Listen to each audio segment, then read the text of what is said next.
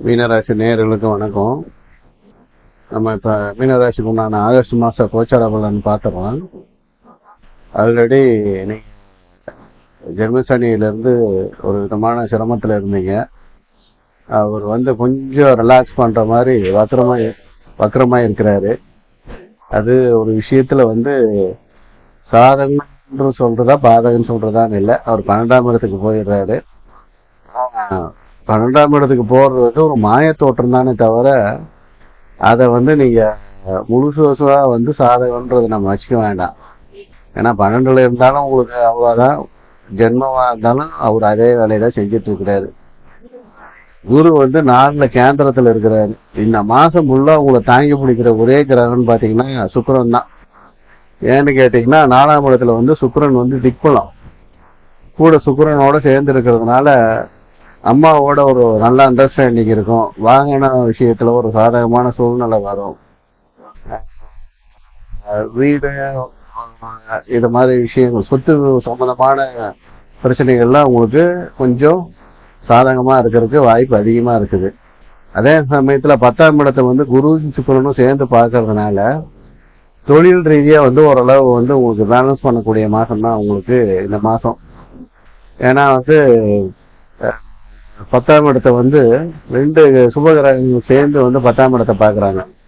அதனால தொழில் ரீதியா இருந்த ஒரு சில போன மாசம் இருந்த பிரச்சனைகள்லாம் இந்த வருஷம் இந்த மாசம் கொஞ்சம் நீங்க ஆசுவாசப்படுத்தக்கூடிய சூழ்நிலையில தான் இருக்கும்.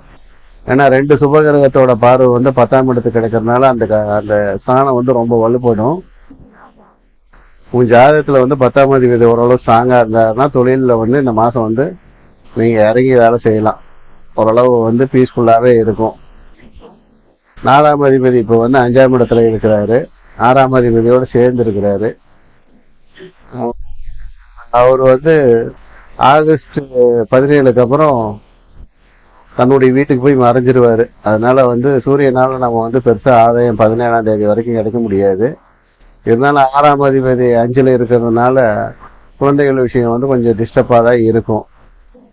அதே சமயத்துல 7ஆம் அதிபதி 5ல இருக்கிறதும் 4ஆம் அதிபதி 5ல இருக்கிறதும் ஒரு விஷயத்துல ஒரு சாதகமா தான் நம்ம எடுத்துக்கணும்.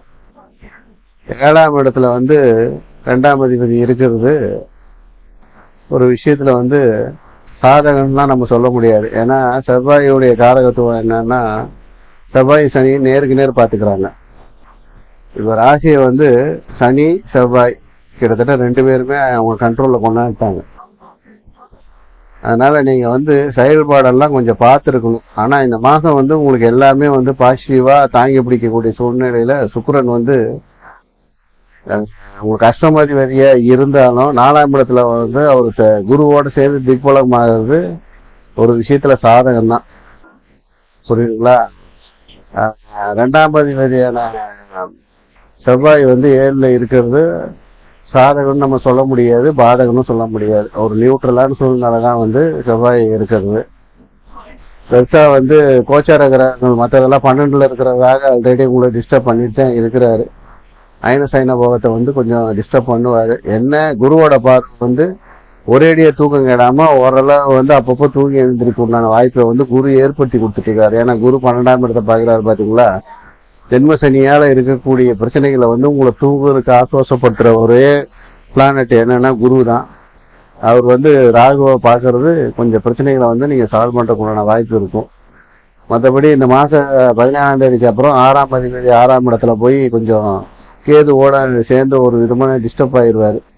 6ஆம் அதிபதி ஒரு விஷயத்துல வலு இருக்கிறது நல்லதுனால வேலை விஷயத்துல நீங்க கொஞ்சம் பார்த்து இருக்கணும், வேலைக்கு போற இடத்துல எல்லாம். ஏன்னா 6ஆம் அதிபதி தன்னுடைய வலுவை இறக்கிறது வேலையில ஒரு சில பிரச்சனைகளை கொடுக்க செய்யும்.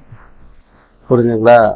பெருசா நம்ம சாதகம்னு சொல்ல முடியாத ராசியில உங்களோட ராசி சுக்கிரனோட தயவால இந்த மாசம் நீங்க எல்லாத்தையும் தாக்கு பிடிச்சி மேல வரக்குண்டான வாய்ப்பு அதிகமா இருக்குது. இந்த மாசம் அந்தராஷ்டிரம் பாத்தீங்கன்னா 27ல இருந்து 30ஆம் தேதி வரைக்கும் மாச கடைசி. அதனால அந்த நாள்ல நீங்க ரொம்ப கவனமா இருக்கணும். ஏன்னா கோச்சார கிரகங்கள்ல சுக்கிரனை தவிர மற்றவங்க எல்லாம் பெருசா பாசிட்டிவ்னு சொல்ல முடியாது. புதன் ஒரு மாதிரி இருக்கிறாரு. இருந்தாலும் அவர் புதன் பெருசா ஆதிபத்தியம் இல்லாத நபர். அதனால நீங்க வந்து சுக்கிரனோட தயவால இந்த ஆகஸ்ட் மாசம் நீங்க எல்லாமே ஹேண்டில் பண்ணலாம். குருவோட பார்வையும் வந்து அவர் பார்க்குற இடத்தால ஓரளவு சுபத்தன்மை அடைஞ்சு அது விஷயத்துல உங்களுக்கு நல்ல விஷயங்கள் நடக்கும். எல்லாத்துலயும் கவனமா இருந்தாதான் இந்த மாசம் வந்து சாதிக்க முடியும். நன்றி, வணக்கம்.